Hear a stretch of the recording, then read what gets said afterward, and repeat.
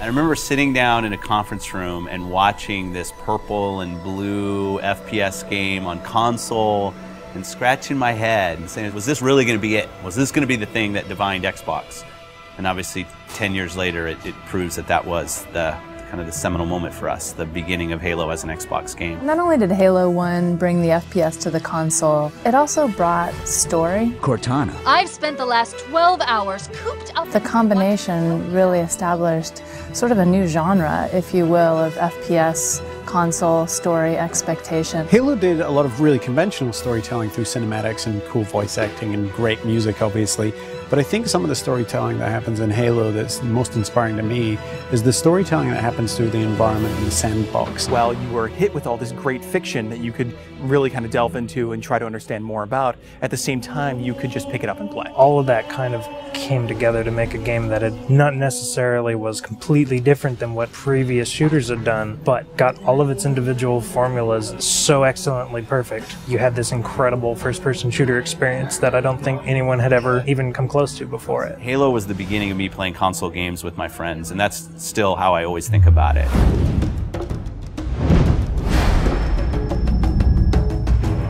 I think people have been asking for a remake of Halo 1 since Halo 2 was announced. I like to go all the way back to the day that Xbox Live came out, and the demand for Halo 1 and the ability to play, say, co-op over Xbox Live kind of started, and it built up over the years and over the years. It was the perfect timing since the 10-year anniversary was coming up. It occurred to us that there's this entire generation of people who never played the original game. If you're an 18-year-old gamer today, you were 8 when Halo came out. We did due diligence on a number of partners. The number one requirement was that it didn't impact gameplay at all. You have a classic, you have something that's just magical, right? If you go and tinker with it, you're going to lose that magic. What we really needed was someone who could work with our existing physics and gameplay engine. Saber popped up really quickly. They're like, yeah, we can do this. We can make the game look like a current generation game, and we can do it by using the original Halo 1 engine. The gameplay in Halo 1 is what's called deterministic. In other words, if you feed the engine the same input, the game will behave in the same way. And if you can apply this principle across a network, you can have two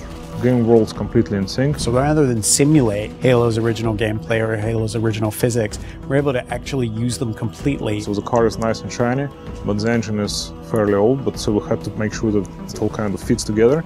And then we had to speed up the engine to make sure it works in today's world.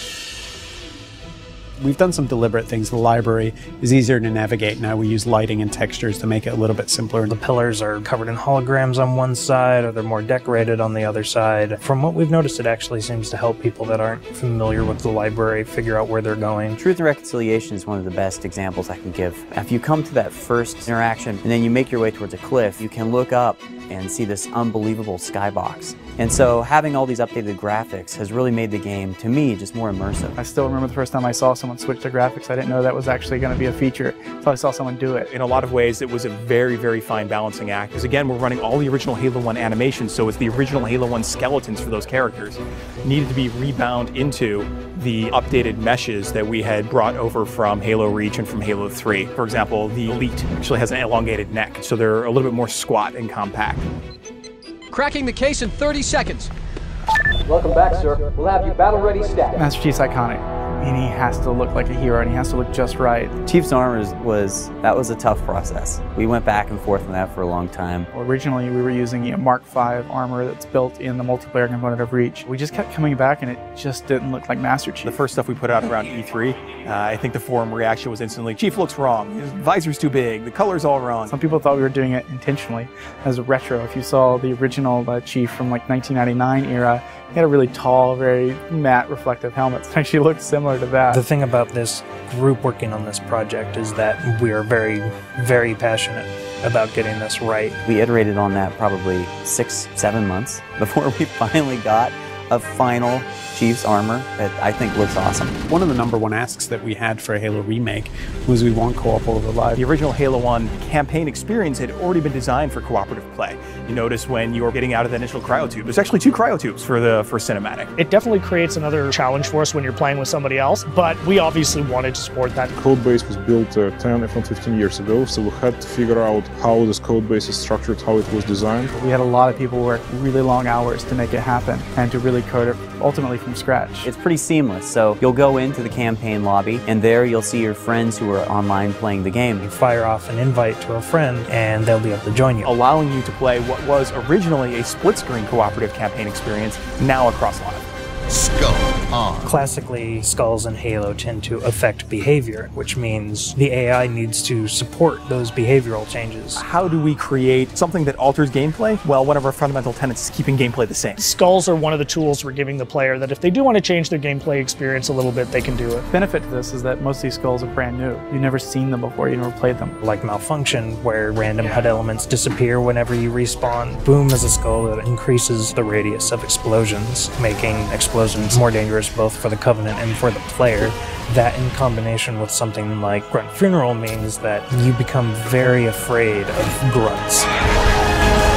We must continue. This way, please. There are a few features that got into the game that turned out better than we expected, and 3D is probably the number one. It was unexpected, it was a bonus, and I don't see 3D very well, but it really worked for me. So for some reason it just pops in Halo in a way that it doesn't in other games or even movies.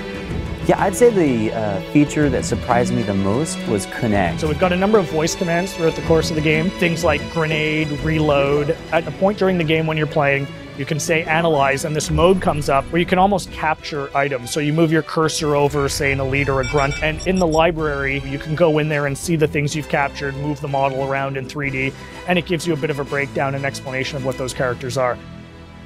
For me, when I think about Halo, I think about looking around and just the scope and the scale of everything. This is the game that started it all, and people can really dive in and play and remember what it was like to play it 10 years ago, and if you didn't play it 10 years ago, you can see what it was like 10 years ago. It's the quintessential walk down memory lane with a much better visuals. Ultimately, the thing you learn is it doesn't just look modern, it feels completely modern. Completely remastered campaign, great additional features like co-op over live, skulls, terminals, 3D, Connect, and multiplayer. Once you see it for yourself, I don't know, really, it's a pretty awesome experience. There's a lot of stuff in there for $40. We're actually really excited about the fact that there's so much there, and it's a real smorgasbord of stuff for people who enjoy Halo. One of the best values that you'll find this holiday season by far.